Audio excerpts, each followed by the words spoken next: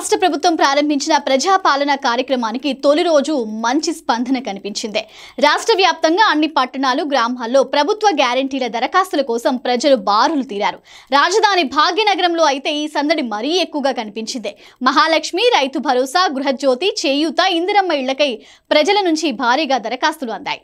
రాష్ట్ర వ్యాప్తంగా తొలి రోజే సుమారు 7.46 లక్షల దరఖాస్తులు వచ్చాయని అధికారులు చెబుతున్నారు.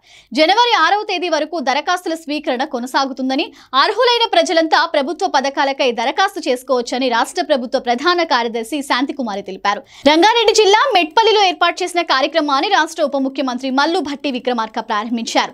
తెలంగాణ ప్రజల సంక్షేమానికి రాష్ట్ర ప్రభుత్వం కట్టుబడి ఉందని ఈ సందర్భంగా భట్టి పేర్కొన్నారు. మరోవైపు దరఖాస్తుల్లో ఎక్కువ శాతం మంది మహిళలే కనిపించారు.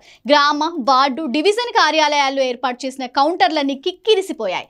జిరాక్స్ సెంటర్లు, మీ సేవా కేంద్రాలు, ఆధార్ ఎన్రోల్మెంట్ సెంటర్ల దగ్గర కూడా పెద్ద సంఖ్యలో జనం బారులు తీరారు.